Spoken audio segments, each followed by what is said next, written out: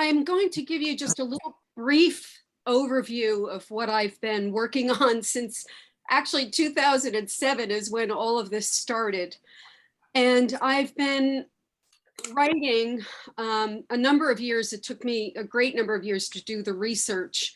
And then probably about 2012 is when I really started to write this television miniseries that I chose that structure of a miniseries because it so lent itself to telling the whole story of Francis Bacon's life. And each episode follows a different, in a way, chapter of his life is what you see, and also a moral arc of his development in connection with the plot of his soul and what he goes through within the context of how he feels in relationship to his rejection by Queen Elizabeth, his deep love of Marguerite, and yet, he describes her, as being as deep as he loved and as sincere as his feelings were, that she ultimately, was kind of fickle. And, he goes in, this is all based upon the ciphered diary. So the inner diary of what takes place through both Dr. Owen's books, of the word cipher, as well as Elizabeth Gallup, who is his protege that developed the biliteral cipher. This all becomes sort of many times voiceover that informs his soul about what he's feeling in relationship to the events that are demonstrated and take place around him. Episode 1, the arc of that, morally speaking, is Francis's transformation by discovering the power of love, which occurs through his relationship with Marguerite, and sort of what he, especially after discovering from Queen Elizabeth, that he was her son, but she would not acknowledge him and curses him, basically. He then is banished to France. Now, in France, the first episode is really about this transformation from all the ways that he was feeling resentments and bitterness of what had taken place in banishing him. And then at the same time, his transformation to the power of love, really. And also the exposure of his ideas to the Pleiadae in France that had been influenced by the Italian Renaissance, that then he comes back, burning with this idea that England needed to, have a literature also based upon its own language, and he towards that end, he sort of contributed, I guess it's between 5,000 and 20,000 words to 5,000 and to 20,000 words for the English language. Now, in this first episode, it takes place from his early years until 1580, when he returns to England after the death of his adopted father, Nicholas Bacon. And then episode 2 deals with a lot of the 1580s through the 90s of his, discovering his relationship to Essex. It also is his continued development of bringing the plays out and poetry and all of the work with the good pens and so on.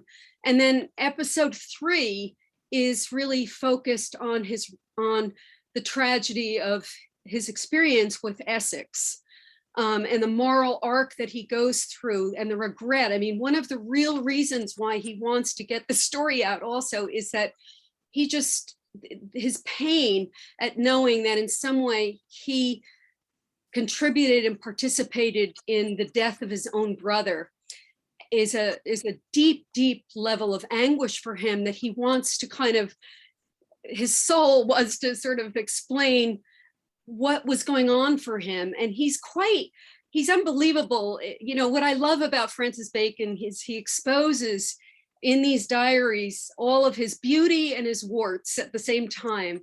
It's such he really doesn't at all make excuses for himself, but his pain and anguish at what happened to Essex and any part that he was forced to play by the Queen in his brother's death is just one major reason why he wants to get his story out. And so that's episode 3. Episode 4, and episode 3 covers, and 4 goes into, sort of the betrayal of Essex and the death of the Queen, which in the Cipher story, it's claimed that actually Cecil poisoned the Queen, and that led to her death.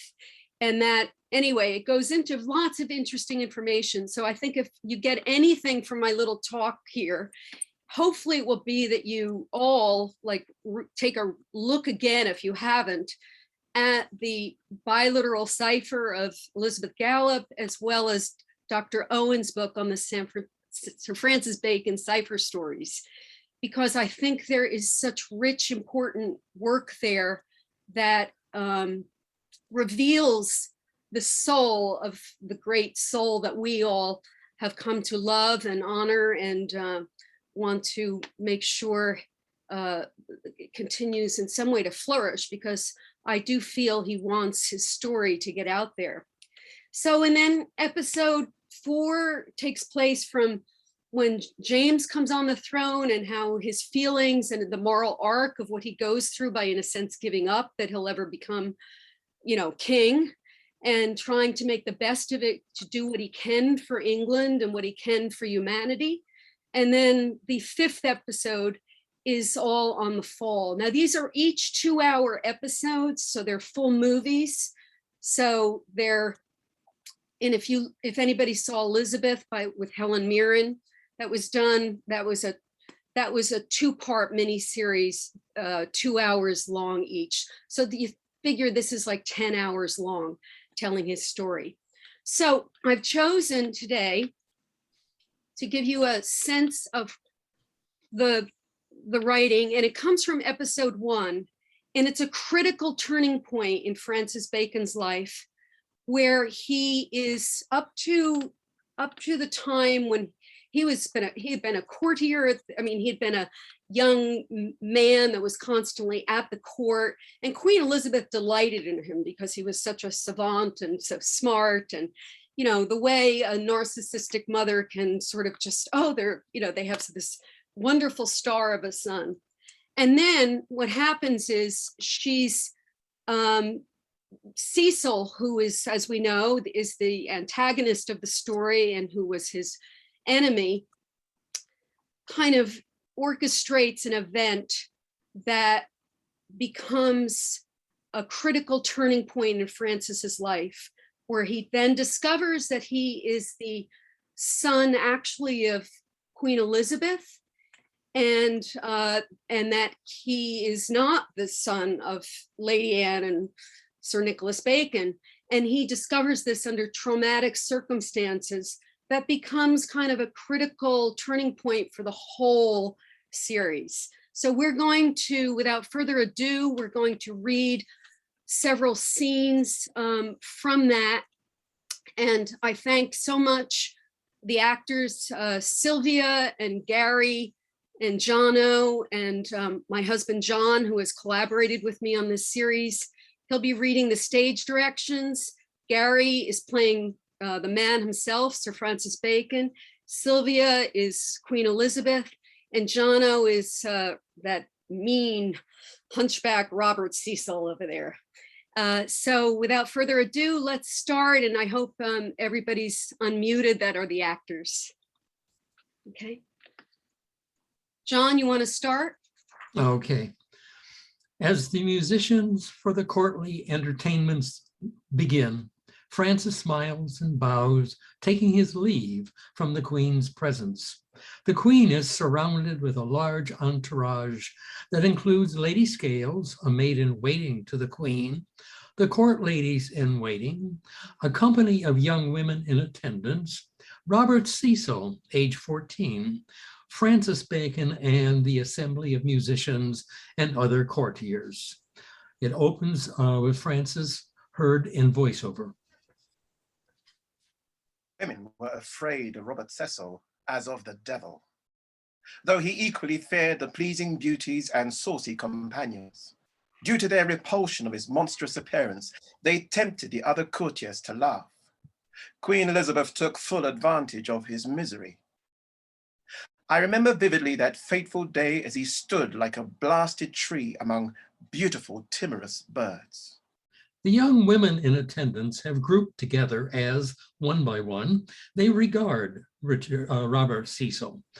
They proceed to whisper and giggle to each other, repulsed at the presence of the ugly, deformed Robert Cecil.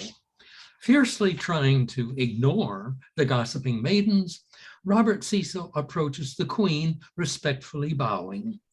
Majesty, I entreat you to dismiss these silly mates, for they mock me. Pygmy, they are a company of fools, with nothing better to do than gossip and dance. They jest for want of change. Do not be so serious. The Queen turns away, motioning to Lady Scales. You summoned, Your Majesty? Lady The Queen Scales, promptly takes Lady Scales by the arm and turns toward Robert Cecil. Lady Scales, this handsome gentleman takes boundless delight in your beauty. He would have a dance with you. Musicians, I command, play on. The musicians strike up their music. However, Lady Scales attempts to slip away. The Queen grabs her wrist and pulls her back. Lady Scales, I insist, take his arm. Go along with him and enjoy those nimble feet. Robert Cecil looks to Lady Scales with a smile of anticipation, only to have it fade as he sees her stifle a grimace. He hesitates. Come now, Pygmy, display your skill. All my courtiers must dance. Robert Cecil limps up to Lady Scales and awkwardly attempts to dance while the company of women and other courtiers are snickering, trying to suppress their laughter. Frances is among the courtiers as Robert Cecil observes the glances that Lady Scales makes to the other ladies in waiting, rolling her eyes as he and Lady Scales dance by where Frances is standing. Did you know that Sir Francis Bacon is the Queen's bastard son? 'Tis the reason she favors him so. Lady Scales looks at Robert Cecil in stunned silence.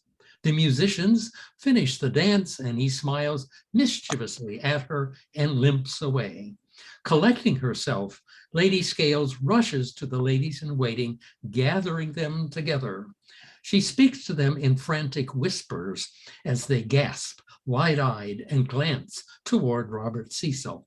He pretends not to notice their behavior as he limps closer to the group. He was more galled with the Queen's wit than he was with his silly companion. Thus he devised a way to be revenged upon them both. As the musicians are about to begin the next dance, Robert Cecil raises a thunderous voice. Lady Scales, know that this gossip condemns you to death in so blatantly dishonoring our Queen. The musicians halt their instruments and a hush falls over the entire assembly. The Queen promptly advances upon Robert Cecil. Pygmy, what such gossip did you hear? Majesty, Lady Scales has declared you an errant whore, stating that you bore a son with Lord Leicester. I pray that you give her chastisement, for she has soiled your pure honor with her slanderous lips. The Queen turns to Lady Scales. By holy God, you lie, you vicious wench. Like a Turkish mute, you shall have a tongueless mouth for calling me a common whore. Lady Scales attempts to flee, but the queen chases after her in a rage. The maid stumbles on the slippery floor, and the Queen catches her by the gown, ripping it off. I'll unhair your head and spurn your eyes like balls before me. I charge that you have lived too long. As a guard steps up to assist the queen, she grabs a dagger from his belt.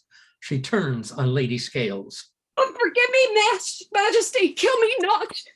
The queen pushes the maid to the floor and leaps astride her. The queen proceeds to beat Lady Scales with the butt end of the knife handle, causing her nose and lips to bleed. Oh, you vile and wicked lady! Lady Scales is screaming in agony, and Francis can no longer stand by.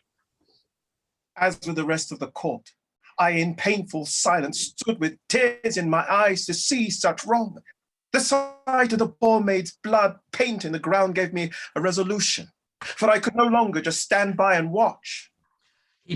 He pushes through the crowd of courtiers and frightened women toward the queen and the fallen maid.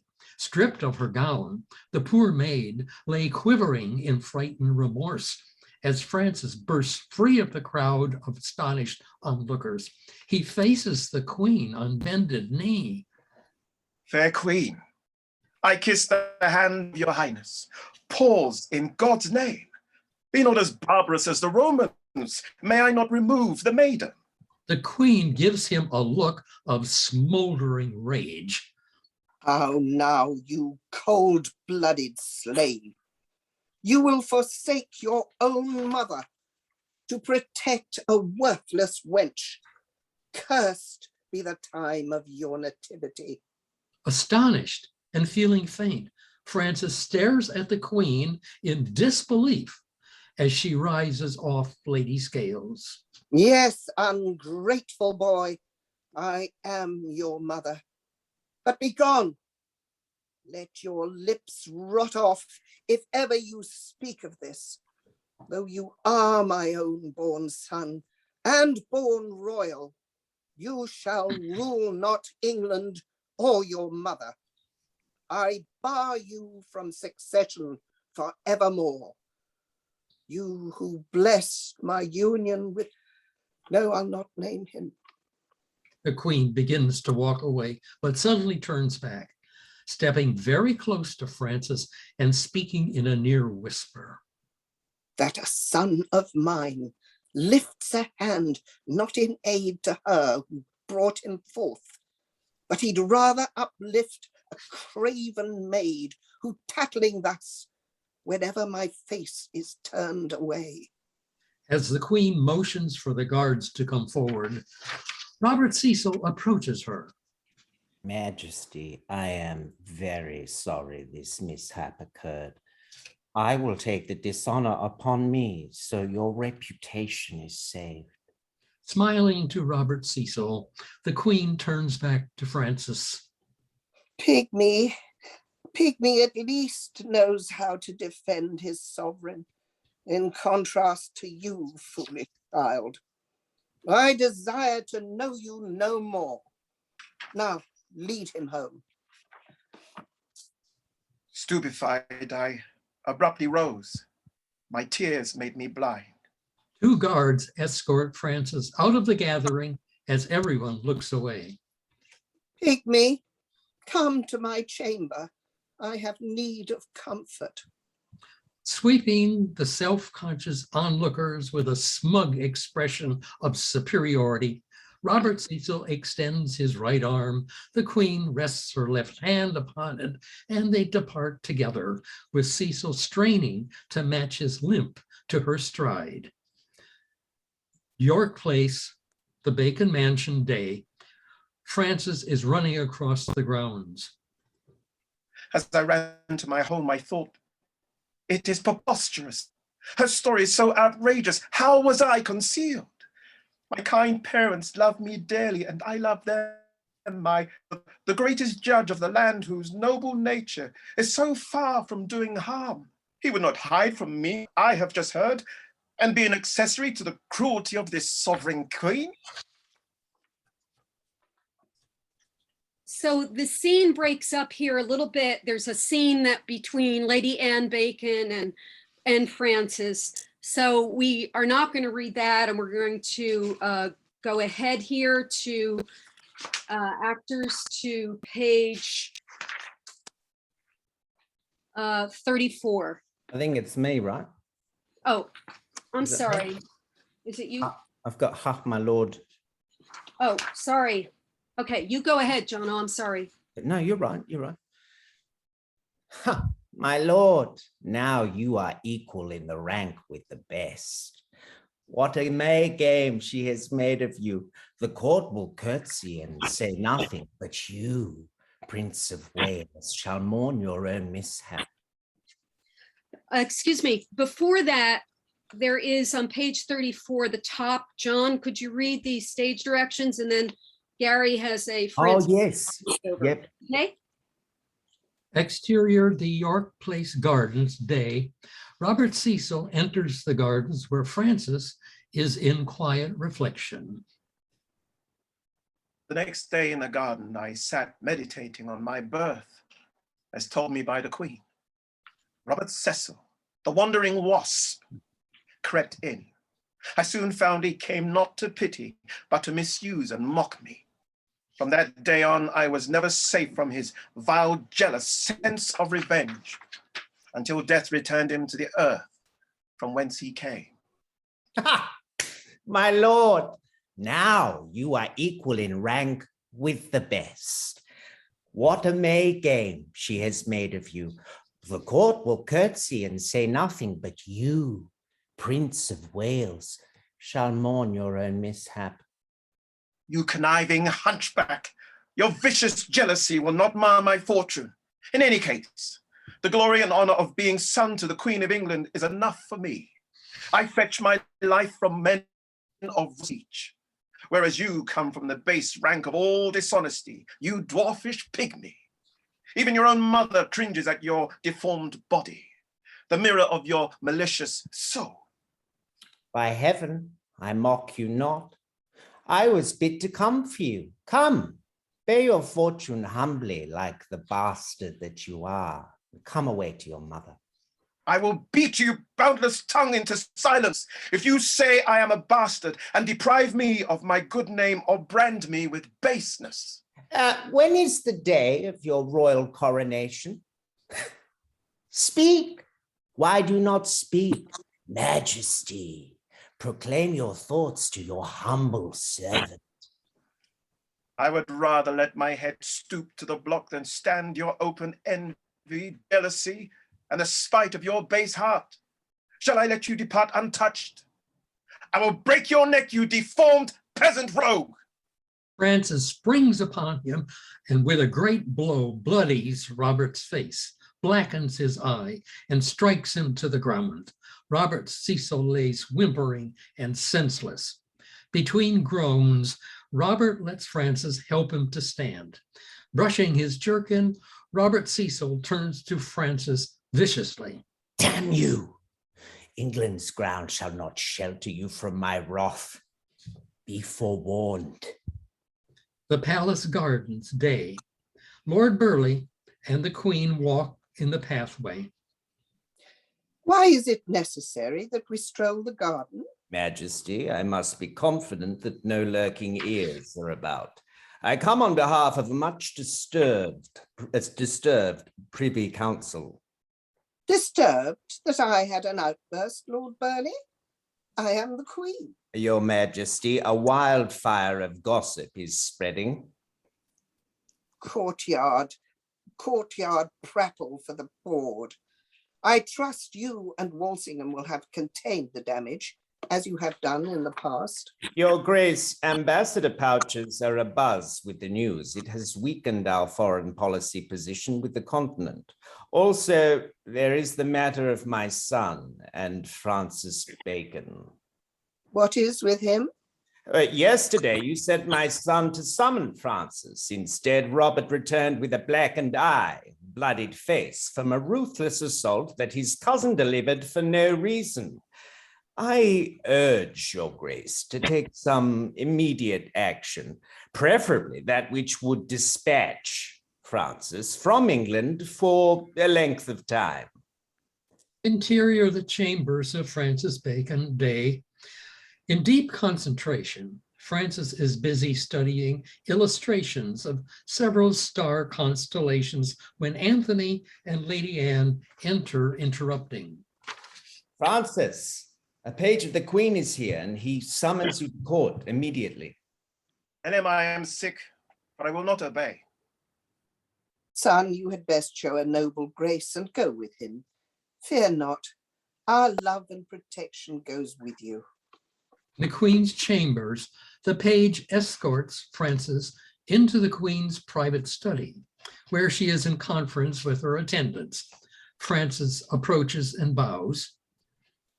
Your Majesty, you wish to see me? The attendants gather expectantly. The Queen turns to them. Gentlemen, you are dismissed. As they exchange disappointed glances, the Queen waits until the attendants leave and the chamber door is firmly closed. Did I not send for you yesterday afternoon? And yet you need to be summoned again. Down on your knees and beg pardon for your fault. If you run your wit against my will, I will teach you what it is to brave my wrath. Please, your Majesty, I beg your pardon and offer my true submission. Heaven must pardon you, for I hear you engage in brute brawls with nobles and keep vulgar company. Your hours are filled with banquets, revelling, and sports.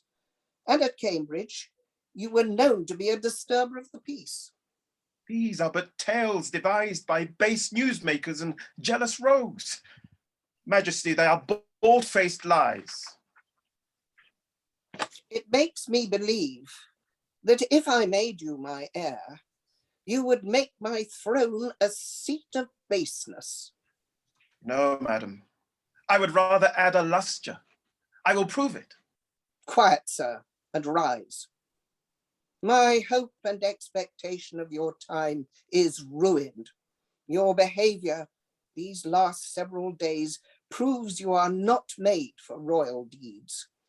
It would be a sin to stain England's throne with such a common counterfeit image of a king.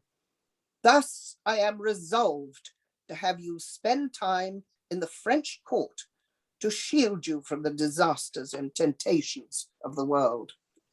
Majesty, I cannot be so soon provided. Please deliberate a day or two. No more from you. For what I will, I will. Tomorrow be in readiness to leave for France. You shall receive enough for me for your maintenance from our treasury. And so, my son, farewell. The Queen then sent for Sir Amias Paulet, her ambassador to France. The palace throne room day, the ambassador and Frances, age 16, stand before the throne where sits the Queen issuing instructions. I was placed in Sir Amias Paulet's care and banished to France. The Queen's power royal and her rights maternal overruled the desperate pleas of my adoptive parents. The Queen's chamber, Lady Anne is blotting tears as Sir Nicholas attempts to reason with the Queen, who emphatically shakes her head. And woeful tears of my dear foster mother, nor would she hear the entreaties of the wise and kind man I called then my father, Sir Nicholas Bacon. The stern deck of a ship day, Frances stands at the stern of a ship, gazing at the receding shore of England. It is said a curse not deserved will never come. Some may find it true, but to me, a causeless curse did surely come, and my entire life felt a blight. As I watched my tearful family fade into the distance, an bitterness at the injustice began to take root in my heart.